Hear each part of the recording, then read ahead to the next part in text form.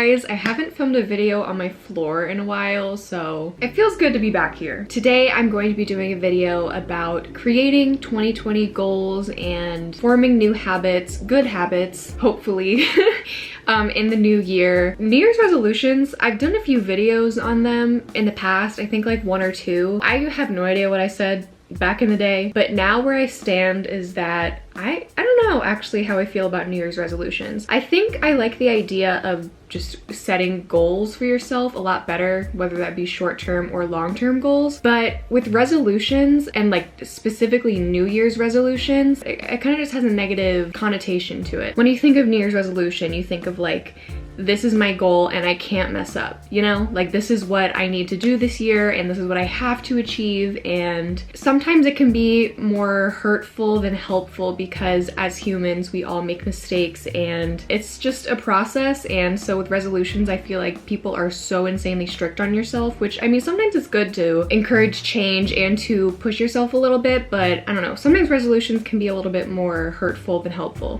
if that makes sense. So today I have my planner and I'm just going to find the little notes page and just write out some goals that I have for the new year. And as you guys know, we're a few weeks into the year already and I haven't done this yet, so that's just goes to show you, you can start whenever, you know, if you have something you want to achieve or a goal that you really want to accomplish, you don't have to wait till a new week or a new year or a new day. I know a lot of times in my head I'm like, oh, I'll start Monday, you know, fresh week, but start today, start right now, you know? Just gonna kind of talk this out and maybe it'll inspire some of you to set goals for yourself. No pressure. I'm not saying that my life is gonna be so perfect this year or anything like that, but I just want to try to implement these things this year and, you know, just make some healthy habits. There's always change that can be done to better ourselves. So my first, I guess, goal or habit that I want to get back into is journaling. And I used to actually journal, like sit down and write out like all of my thoughts and feelings, like pages and pages and pages, but that's just not my thing anymore, and that's okay.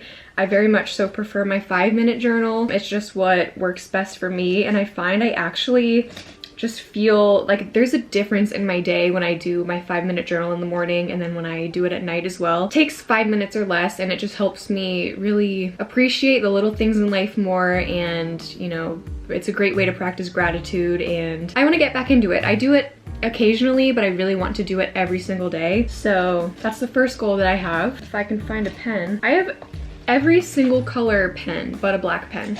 Okay, so get back into journaling.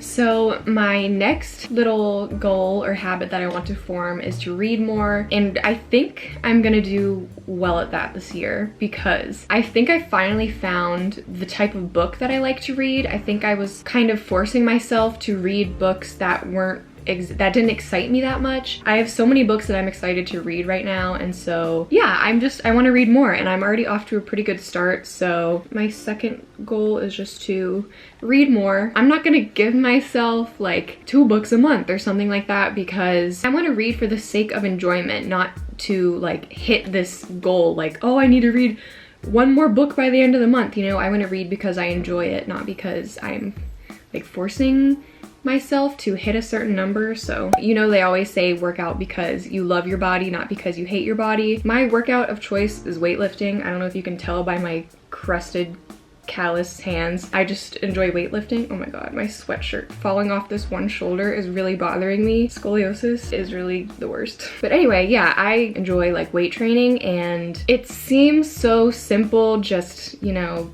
lift heavy and then be in a caloric surplus and you'll grow muscle and gain weight. And that's what I've been trying to do. And I just am I feel really bad whenever I don't do things perfectly, but the thing is, that's life and you're not gonna do everything perfectly. And I think I just kind of want to stop thinking about it like that and think about it as I'm gonna do something to get my body moving today that's gonna make me feel good.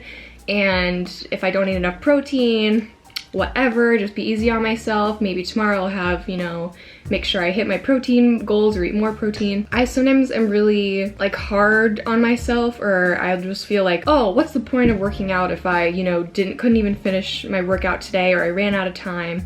And that's just not a good mindset. I think this year I really want to focus on working out just because I enjoy it and just because I like feeling strong and getting my body moving. So I think a lot of the pressure that I put on myself does come from social media, because I always see like people's tips and they're like, oh, you have to make sure to do this and you have to make sure to do this, and this is how you, you know, gain weight, and this is how you grow your legs and blah blah blah, and it just seems like a lot. And it's sometimes I feel like if I don't do all of those things then I'm doing it wrong, and that's not true, because at the end of the day it's all about just getting your body moving and being consistent. But I just feel like I get so overwhelmed and then I feel like stressed about it, and I don't want to be stressed about it because working out is a lot of fun. So that's my next one, is workout. I don't know how to word this. I don't know. I'll write something down. So the next thing is to step out of my comfort zone a little more this year. I do want to step out of my comfort zone when it comes to YouTube or just with anything in life. If something makes me a little bit uncomfortable or nervous or something like that, I just want to, instead of kind of shying away from it, to just push through, because, you know, overcoming those fears is kind of how you grow, and if I, you know, don't grow, then you stay in the same place.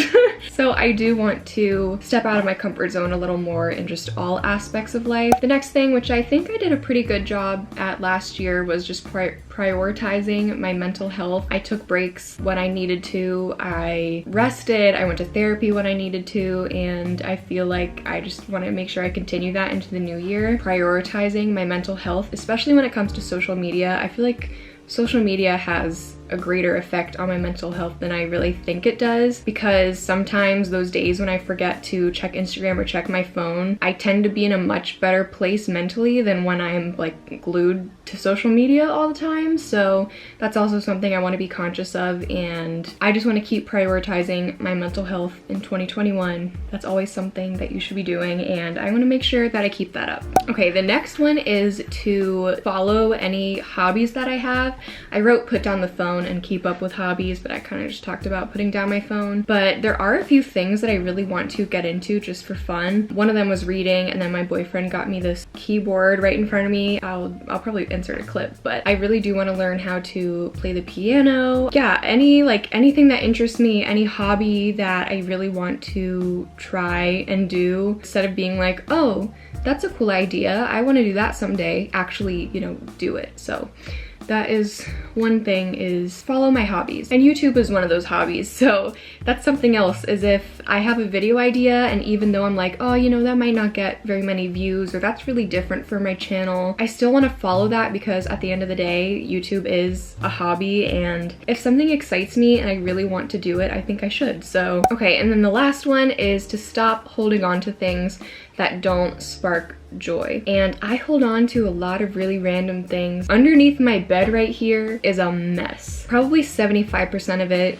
should be thrown in the trash, and it's not like I hold on to it for sentimental value, but I just feel like this year I need to be better at donating stuff, getting rid of stuff, recycling stuff. I do have Marie Kondo's book, I believe it's called The Joy of Tidying Up, and I should probably read that and then go through all of my stuff and under my bed and stop holding on to things that don't spark joy and are literally just cardboard and plastic and trash and stuff. So stop holding on to things that don't spark joy. This includes clothes. I need to go through my clothes so badly. While I'm highlighting this and making it look pretty, let me know in the comments down below what some of your goals are for the new year and what habits you want to form. Also, I'd like you to tell me something that you are really proud of yourself for from last year.